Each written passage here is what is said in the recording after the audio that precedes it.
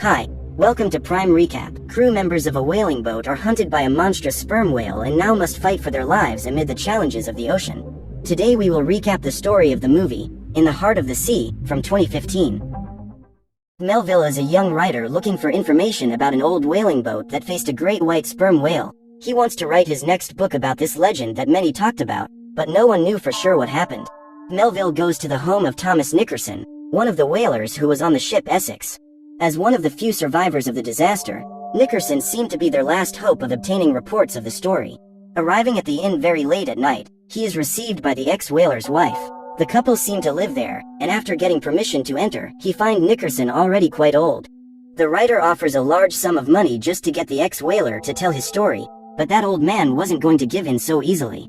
Traumatized by those events, he expelled the writer without paying attention to his proposal, and it was Miss Nickerson who had to convince Melville to insist a little more. She explains that her husband has never told anyone about this trip, not even her, but that he needed to vent, so it might be good if the writer could get some information out of him. After a few more tries, Melville convinces Nickerson to tell his story, which happened when he was just a young boy starting his career. We go back several decades in time. Owen Chase is a very skilled navigator who is waiting for his chance to be a captain and command his own ship. He is with his wife, who is pregnant with their first child, and seems very excited to go on his next trip, although his wife is worried that something will go wrong. However, when going to talk to the businessman, Chase discovers that his plans have been thwarted. He will be first mate on this mission, not the captain. The ship Essex would be commanded by George Pollard, an inexperienced young man, but who was the next successor to the wealthy Pollard family, famous for its navigations after whale oil. This was the fuel used at the time and, due to the great demand, the entrepreneurs responsible for this branch were very well off financially. Chase is very uncomfortable with having to subordinate to a first-time navigator who had nothing but a last name, but he receives a counter-proposal. If he returned with 2,000 barrels of oil, he could command his next trip. Chase is not very confident that the businessmen will keep their promise, but with nothing to lose, he agrees to board the Essex alongside Pollard, who right away shows that he doesn't like Chase very much either. By all accounts, tradition is for the captain to choose his first mate, and to be denied that right was a blow to Pollard's ego. Finally, the ship is launched into the sea. Everything seems to be going well at first, despite tension between Chase and Pollard, but it doesn't take long until the first problem appears on the high seas. As soon as the crew members hoist the auxiliary sails, the first mate sees a huge and dangerous storm approaching. This is where the first problem begins. Chase asks the crew to lower the sails and slow down, but Pollard immediately objects.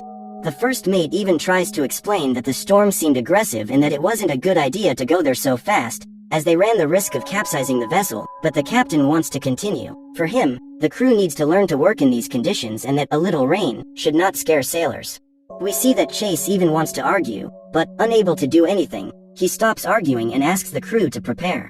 As expected, the storm is overwhelming and it takes a lot of effort to keep the boat in one piece and up. The captain seems a little impressed by the violence of the sea, but just watches as Chase tries to resolve the situation. Later, when they manage to overcome the danger, Pollard calls his first mate and says he didn't like being crossed in front of all the crew. Chase is almost fired, but manages to convince the captain that the best thing to do was to return with 2,000 barrels of oil as soon as possible so that the two could get rid of each other as quickly as possible. Begrudgingly, Pollard agrees to continue working with Chase. In parallel to this, Nickerson recalls his own emotions at that moment, showing his surprise and discomfort at having to go through all that. It took the crew 3 months on the high seas to find the first whale, which seems like a big bad luck, but everyone was very excited when the first tails appeared on the surface of the ocean. As such, they follow standard protocol for hunting the whales. The first step is to lower the boats into the sea, equipped with long ropes and harpoons. The men bravely paddle out to where some whales are and, on occasion, Chase shows the animals to young Nickerson and explains what they are looking for. That is the calf, that is the mother, and the big one is the male, and he is the money. It wasn't too difficult to hit the big male sperm whale, because actually missing the target is the easy part. After being wounded, the huge whale submerges at impressive speed, and the meters of rope attached to the harpoon begin to be pulled from the boat. The Marines are concerned about the rope running low, but Chase assures them that everything is under control. He makes a splice to increase the length of the cable, and when it looks like even that won't be enough, the whale suddenly stops advancing to the bottom of the ocean. The crew are surprised and a few seconds of tense confusion hang in the air until the body of the sperm whale appears floating on the surface. The men erupt in celebration before carrying the carcass onto the Essex's deck. and oil extraction starts right there. Big blocks of fat are glued into barrels to melt, but the crew are having a hard time getting inside the animal. Nickerson, the smallest of them, is summoned down the whale's breather to fill buckets of blubber. According to Chase, the real gold was down there. With difficulty to contain his desire to vomit, after all it is visible that the situation is not pleasant at all. With the smell of death, Nickerson goes down there and does what he was asked. That done, the ship went out to sea and skirted South America until reaching the Pacific Ocean, where theoretically they could find more whales. However, after almost a year at sea, they hardly found any more game, and the relationship between the captain and the first mate became even worse because of this. With Pollard locked in his cabin most of the time and the cargo hold almost empty, the crew knew that the voyage would still be a long way off. After so much searching in vain, the Essex docked in Ecuador, giving the sailors a little rest. There, Pollard converses with another whaler who gives the exact location of where he could find a true whale paradise, 1,000 leagues along the equator. According to reports, it was a place with so many hundreds of whales that they wouldn't even have a place to put so much oil, but of course paradise wouldn't be free. The local whaler tells that a specific whale lived there, a single white and violent male capable of destroying entire boats, and never allowed fishing in that region. The whaler tries to warn of danger, but the Essex's crew cannot believe the story could be so dire. Ignoring the warnings they received in Ecuador, they decide to get on board one more time and head to this whale paradise. For the first time in a long time, the captain and the first mate agree on something. If they arrive at that place and find that huge amount of sperm whales, they will return with a full deck and they will be able to have peace. However, while sailing to the indicated place, some small disagreements begin between the crew. Most of them are not comfortable going to the lair of a bloodthirsty whale, even with the possibility that it was just a silly story, as the whaler who told the whale's horrors seemed quite traumatized and convinced of the horrors it could commit. Even so, Pollard and Chase remain firm in their goals and continue to sail at full speed. A short screen time later, we spot the first whales and, as promised, hundreds of tails cover the surface of the water. The whalers lower their boats into the sea once more, excited for the plentiful hunt that awaits them, and begin paddling towards the animals.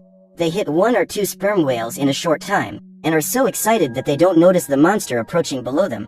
A huge white whale, full of marks from other fights, approaches and hits one of the boats with its tail. It breaks apart like a toy, and when the crew members are rescued, they begin an effort to return to the Essex. The problem is that the Essex was also having its problems, as the whale must have figured that the main problem was not just any small boat. It attacks the ship so hard that it destroys everything, leaks the collected oil and sets the Essex on fire. Pollard asks the crew to gather what supplies they can and abandon the boat to the prey, and that's how the hunt has suddenly been put on hold. It takes some time for the men to settle into the remaining boats and begin to finally understand what has happened. They have just a few minutes to watch their ship burn and sink, and then they paddle away.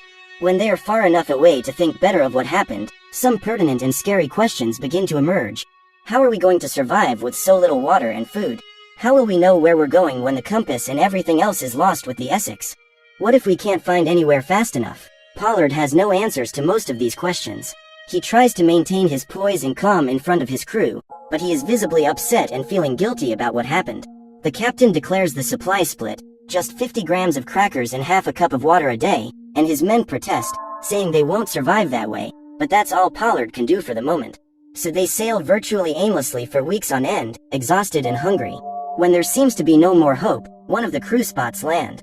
They are already too weak and debilitated to have a big celebration, so they just focus what little energy they have on paddling to the island they found, which served as a temporary relief. The boys dragged themselves along the sand, too tired to walk, and ate the eggs of birds they found along the way. They caught fish with their bare hands and ate its flesh while it was still alive, taking bites as the animal squirmed in their fingers.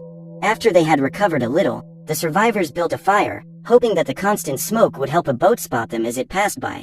The problem is that, a few days later, while exploring the island, Chase finds several skeletons of navigators who, like them, were also waiting for rescue.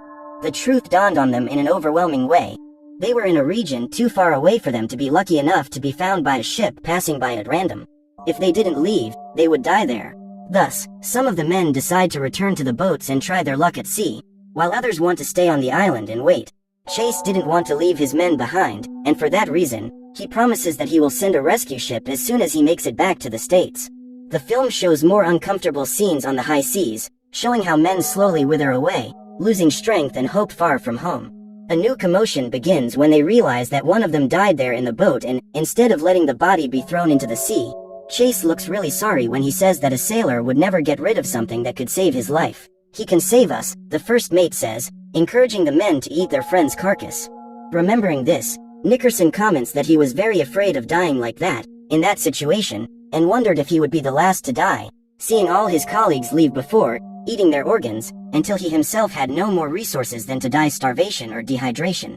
At that moment, remembering the horrible things he did to survive, Nickerson also comments that he would never be able to tell these atrocities to his wife, imagining that she would not love him if she knew that he ate human flesh. What the man didn't expect was that his wife was listening, and interrupts his story to say that she would love him anyway, because he was a good man, despite everything. After the consolation, Mrs. Nickerson asks her husband to continue his story. Herman Melville is still listening intently, taking notes in his notebook, and seems ready to hear the rest of the adventure, so Nickerson pulls himself together and continues the narrative once more. To everyone's surprise, shortly after his colleague's death, Chase notices that the dangerous white whale is still following the boats. He had already noticed this before they arrived on the island, but after they left it, it was even more impressive that they were being followed. He immediately takes a harpoon from the boat, moved by hatred, and seems ready to kill the sperm whale, but for some reason changes his mind. Seeing that there is no more threat, it seems that the whale also gives up bothering the navigators and leaves, leaving them alone and almost dead in the open sea. The group continues to travel. They are still a long way from the mainland, and they begin to wonder if they can survive long enough. Resource scarcity is already so extreme that they draw lots to figure out who should die next and feed their meat to the others. And this last time, the captain would have lost the bet.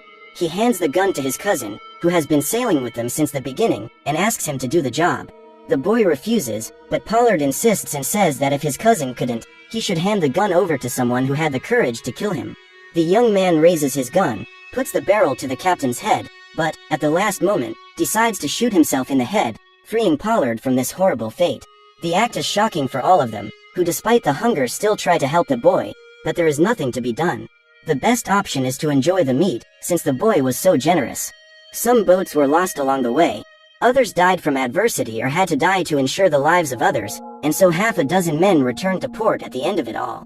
The voyage lasted about 3 or 4 years, and when they set foot in the United States again after such a long time, with no barrels of oil, no money, and nothing to show for it other than their deplorable state of health in a poorly maintained boat, there was celebration, as would traditionally happen if the mission was successful. Chase is greatly relieved to find his wife among the crowd watching the survivors return, and he is even more moved to meet his little daughter for the first time, a little girl with light, curly hair. It looks like everything is going to go back to normal, but business owners call Pollard and Chase to an emergency meeting. There, they inform that both must testify to talk about the sinking of the Essex, and are instructed to say that the ship only ran aground in an accident. Pollard is hesitant about the request. After all, it comes from his family, but Chase firmly objects and says he won't lie, no matter how much the truth might get in the way of the industry's business. A huge whale wrecked the Essex, and that was the only truth that needed to be told. Before leaving, he turns to the captain and advises him to tell the truth as well, as a way of honoring the names of the companions killed in the disaster. Pollard remains silent, but a short time later, when he is invited to testify, he tells the truth and generates a great commotion among the businessmen. Regardless, he has a clear conscience. Chase gets his own boat to commandeer and moves his family elsewhere, choosing to live a less dangerous life. Before leaving for good, he gives young Nickerson one of his whale teeth as a souvenir of the trip and to congratulate him for his bravery during the mission. Melville was finally able to understand the whole story and took it upon himself to transcribe the pages of his book, honoring the brave travelers of the whaleship